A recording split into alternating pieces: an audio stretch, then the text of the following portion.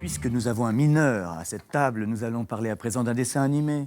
Oh bah oui. Ce qu'il faut pas entendre. Qui est un art majeur, bien entendu, surtout quand il est pratiqué par le maître, Hayao Miyazaki, qui nous propose son 11e long métrage, après notamment Mon voisin Totoro, Le château ambulant ou Le voyage de Chihiro. Celui-ci devrait être le dernier, puisqu'à 73 ans, le fondateur du studio Ghibli a annoncé qu'il prenait sa retraite.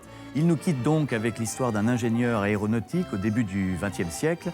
Le scénario est inspiré du destin de Jiro Horikoshi, l'homme qui a dessiné les terribles chasseurs zéro de l'armée de l'air nippone. Quant au titre, il est emprunté à un vers célèbre du cimetière marin de Paul Valéry. Le vent se lève, il faut tenter de vivre. L'air, le vent, l'envie de s'envoler sont des constantes dans l'œuvre de Miyazaki, n'est-ce pas Xavier? Absolument, puisqu'on l'a découvert, nous, en France, essentiellement avec Porco Rosso. On n'était pas nombreux à l'époque. Mon voisin Totoro, qui sera le film suivant distribué, nous a vraiment, effectivement, révélé un grand cinéaste. Mais Porco Rosso, qui était l'histoire d'un aviateur, qui était assez magistral déjà. Cochon aviateur. Un cochon aviateur, j'allais y venir. Assez peu probable, mais un film magnifique. Puis le vent, on l'a retrouvé dans Nausicaa, la vallée du vent. On a retrouvé les éléments, de toute façon, constamment. La pluie dans Totoro, l'élément marin dans Ponyo sur la falaise. Enfin, on a déjà décrypté tout ça ici. Mais voilà, c'est absolument formidable. C'est le dernier film, c'est le film Somme. Alors, vous l'avez dit, c'est adapté de la vie du concepteur qui a vraiment existé de ces avions. Lui-même a inspiré un roman qui était déjà très autobiographique, entre guillemets. C'est-à-dire que l'auteur s'était projeté dans ce destin-là pour raconter sa propre histoire. Et en même temps, c'est très troublant, quand on connaît un peu l'histoire, la biographie de Miyazaki, de voir que la tuberculose, par exemple, dont est victime un des personnages, c'est quelque chose qu'il a aussi connu. Donc voilà, c'est très bizarrement un destin concret, ancré dans le réel, et qui a été transféré via la fiction, à travers un bouquin et à travers une animation, un film magistral. Faire un film sur un fabricant d'avions, c'est assez étonnant. Imaginons en France qu'on fasse un dessin animé sur Marcel Dassault, enfin je sais pas, c'est... Ce serait plus rigolo. Il y a une fiction sur Arte d'ailleurs, qui était très bien avec Denis Lavant. Et là, l'idée, c'est effectivement, quitte à s'envoler, puisque c'est le dernier film, comment filmer ce qui a toujours été effectivement le propos de Miyazaki, comment filmer l'impalpable, c'est-à-dire le vent. Mais le vent, c'est quoi en fait? C'est aussi la mélancolie, c'est aussi l'amour, c'est aussi le souffle de la passion. Ce sont plein de choses qu'il va falloir mettre en scène. Or, l'animation, plus qu'autre chose, c'est l'art de l'abstrait et en même temps l'art du réel. Donc, comment combiner les deux? J'ai choisi deux petits extraits qui sont au début du film, qui sont deux scènes absolument magistrales. J'aurais pu en choisir d'autres, tellement le film est somptueux. On va regarder la première, par exemple, et regarder comment il anime le vent, ce qui est déjà un oxymore. C'est-à-dire qu'il y a cette ligne comme ça, très fluide, du dessin qui tremble très légèrement. Regardez les ombres, la fumée, là, c'est magnifique. Et on sent que le vent a emporté le mouvement de la caméra. C'est-à-dire qu'on est passé d'un plan relativement large à ce plan sur la demoiselle, faux contre-champ pour montrer la nature qui est effectivement toujours très présente dans le cinéma de Miyazaki. Et puis voilà, en 4 plans très courts, le vent qui devient presque un élément fantasque, fantastique et qui va en tout cas être un élément émotionnel du récit puisqu'il va réunir le jeune homme et la jeune fille dont on sait qu'ils vont s'aimer plus tard dans le film. Voilà. Et regardez constamment comment les reflets, les ombres portées, la manière dont les nuages bousculent le cadre qui est fixe amène justement ce mouvement. Et puis quelques instants après cette plénitude, cette sérénité, il y a un séisme. Nous sommes à Kanto en 1923, énorme séisme. Et la scène est magistrale, parce qu'elle est non seulement magistrale par rapport à la rupture de ce que je viens de vous montrer, elle se situe 35 secondes peut-être après. Et regardez comment, avec des plans fixes uniquement, mais des mouvements à l'intérieur du plan fixe, Miyazaki crée l'illusion. Sauf celui-ci, voilà, c'est le seul mouvement où on a un travelling ascensionnel. Mais regardez, 2 ondes, 2 séismes, 2 graduations de gris. Et regardez constamment dans le plan fixe comment il y a une ligne, soit oblique, soit verticale. Là, on a un faux resserrage du cadre avec un train qui arrive sur vous. Et ce qui est génial, c'est que le bruit, c'est le vent uniquement. C'est-à-dire que là, on a quelques éléments réalistes et le vent reprend très vite. On n'a pas de cris, on n'a pas de choses extrêmement précises. C'est vraiment le souffle du vent, le souffle du séisme. Dans ces plans, regardez ces obliques très belles, ce torbe qui est en train de s'effondrer, ces 5 éléments qui sont réunis. C'est toujours un plan fixe, c'est uniquement la motilité des éléments à l'intérieur du cadre qui fait fonctionner l'histoire. Et voilà, et on termine par un plan extrêmement serein où le calme revient, le cadre fixe, voilà, récupère le dernier mouvement. Comment ne pas penser aux catastrophes naturelles qui ont touché le Japon? Et la nature quand même qui résiste étrangement à ce séisme-là. Ouais. Alors, tous les journaux ont fait leur couverture sur ce film, Télérama, je les montre rapidement, les cahiers du cinéma, un spécial Miyazaki des Inrocks, et Studio Ciné Live également, sur un petit supplément. C'est quand même c'est le grand chef-d'œuvre de ce grand cinéaste japonais. Alors, moi j'adore Miyazaki. Je pense que c'est un de mes cinéastes préférés. Mais ce film-là m'a un peu moins, bizarrement, plu que d'autres films précédents. Attention, vous allez avoir des problèmes avec le pion. Non, mais on va se rejoindre sur des points. C'est-à-dire que, parce que c'est magnifique, c'est très poétique et c'est... Mais il y a un mélange justement entre cette histoire d'amour, l'histoire de la création d'avions. C'est pas une histoire qui se rejoint en même temps avec l'histoire du Japon aussi à cette époque-là.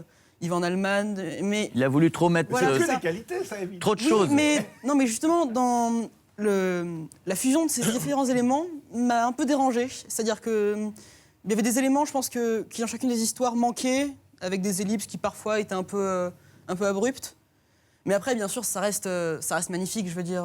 Bah, l'important, c'est est-ce que vous avez été ému? Oui, quand même, même. parce que c'est un des premiers films que je vois, je pense, qui arrive à matérialiser le vent, vraiment. Justement, juste après la scène du séisme, il y a une sorte de grondement, comme ça, qui revient plusieurs fois.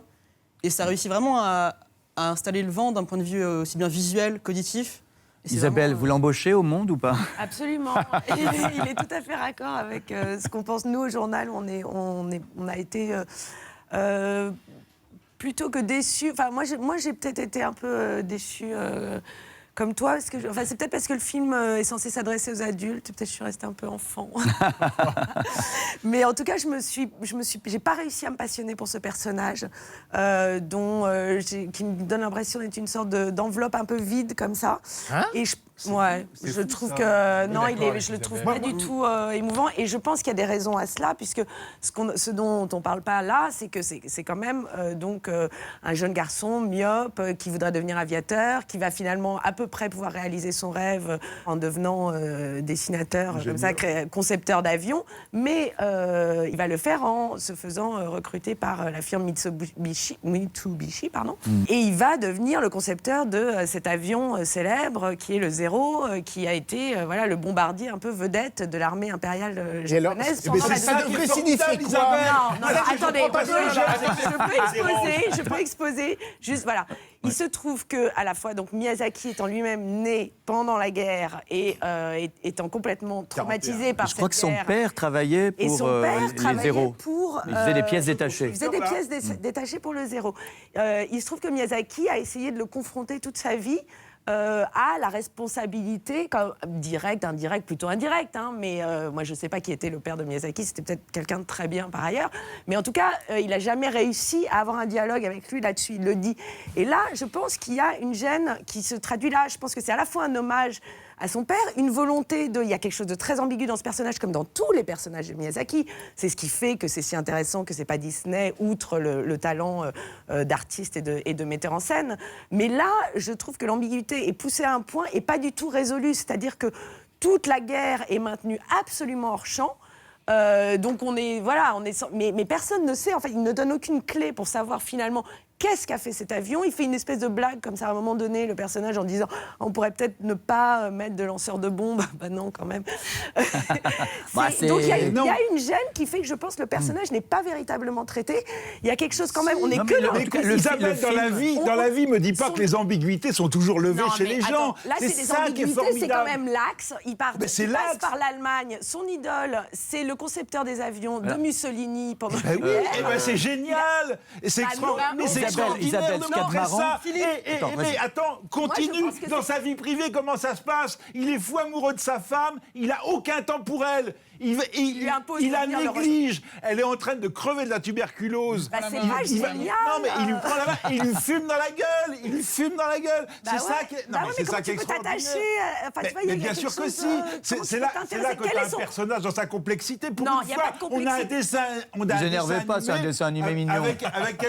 Mais non, mais. Non, mais en plus, il n'y a rien à reprocher à Miyazaki. Je pense qu'il est embarrassé. C'est irrésolu. Un film avec des ambiguïtés. Qu'est-ce qui définit ce personnage? Ça raconte le prix de la passion. Mais attends, mais laisse-moi parler. Ça raconte le prix de la passion. Mais. Oui, vas-y. Ça raconte le prix de la passion.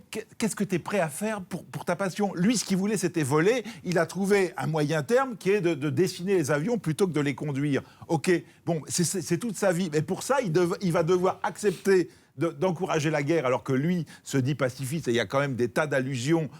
Le film est très clair là-dessus. Mais moralement, il ne résout pas le problème. Et c'est exactement la même chose avec sa femme. Moi, je trouve ça, ça me bouleverse. Et du coup, ça se relaye dans des séquences oniriques où il règle ses problèmes dans les séquences oniriques, sauf que ce sont des séquences oniriques. Et ce que le film raconte, alors qu'elles sont dessinées comme les autres, c'est qu'il ne faut pas confondre le rêve et la réalité, que le rêve n'est que le reflet fantasmatique de la vie. Et que la vie, il faut la vivre. Il faut essayer de tout ça. Il ne faut pas oublier le sous-titre de Paul Valéry, qui inclut toute la mélancolie. Moi, Non, c'est un mais- film Qui me fait rappelle pleurer. d'ailleurs le Ouais. film de Ce qu'il y a- Steve McQueen. Il faut essayer de vivre. Ouais, il y a un truc qui est marrant, c'est que vous avez l'air de dire que c'est un film nationaliste. un Non, peu. non, pas du tout. Et en fait, non, mais en fait, au Japon, film il a est fait des scandale textes, pour la raison inverse. Je C'est-à-dire pense pas qu'il a que été le film soit- critiqué Ça d'être prouve- anti-japonais. Ça prouve bien le Ouais. malaise, justement. Oui, oui. Et moi, je suis très d'accord avec ce que vient de dire Isabelle, en fait. Alors après, c'est peut-être aussi parce que le film a été vendu depuis qu'il a été montré à Venise comme le chef-d'œuvre ultime. Et je crois qu'à parfois, à trop dire qu'un film est un chef-d'œuvre, on l'abîme un peu avant sa Ah bah sortie. oui, il vaut mieux Et nous quand le dire on après découvre, qu'avant, ouais, on c'est cherche un peu la petite bête, et c'est ce qui s'est passé avec moi.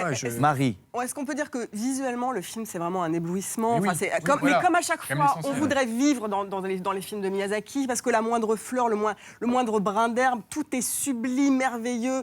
Le travail des coloristes sur les films de Miyazaki est hallucinant, par exemple. Donc ça, c'est absolument divin. Moi, je suis très sensible à tout ce qui montre de la vie quotidienne au Japon, vraiment à la manière, comme ça, les miniatures japonaises. On est dans la cuisine avec les femmes, les kimonos, comment ils vivent. C'est sublime. On peut aussi, on a le droit, moi c'est mon cas, regretter une autre veine de Miyazaki, qui est sa veine plus enfantine. Moi, j'aime les Chihiro. demi-dieux, les démons, le voyage de Chihiro, la magie absolue des personnages. Voilà, tout à coup, on va donner un bain de boue à un dieu de la rivière qui a été pollué, où les messages, me semble-t-il, passaient tout autant, mais laissaient un espace totalement fou et imprévisible au rêve et au fantastique. parce Et que vous dites ça là- parce que vous êtes beaucoup plus jeune qu'Émile. non, et là, voilà, il faut se contenter de ces scènes de rêve qui sont malgré tout ambiguës parce que montrer l'avionneur de Mussolini comme un gars à moustache hyper guilleret, vachement sympa, je trouve que le film... Ah oui, mais c'est bien, ça. Non, mais le toujours film... sympa, les- Vous Non, avez mais c'est besoin pas ça. d'un manichéisme de temps en temps. Non, mais c'est scolaire, le manichéisme, Xavier, n'oublie pas. Hein, donc, Oui, mais en même temps, il le réclame. Vous êtes complètement dingue. On peut parler quand même gentiment. Enfin, on va pas s'étriper. Si. Non, je trouve que là où le film n'est pas clair, c'est que tu ne sais pas. Mais c'est aussi l'intérêt du personnage. Moi, je le trouve pas très émouvant, ce personnage. Je suis désolée. C'est comme ça. Et le personnage est miro, bigleux. On nous le dit, on nous le redit. Il a des vers épais comme ça. Et voilà, et c'est le film, effectivement, sur un aveuglement. Je trouve que là, c'est très un... beau ce que tu dis. Oui, mais c'est un tout petit peu peut-être léger, notamment dans ces séquences de rêve qui sont toutes absolument délicieuses. Il y a un- Voilà. il y a- Bon, alors je voudrais remercier notre invité qui a, je le rappelle, 14 ans, Émile Parseguian. Merci beaucoup d'être venu. Et tout de suite, les étoiles brillent-elles quand le vent se lève?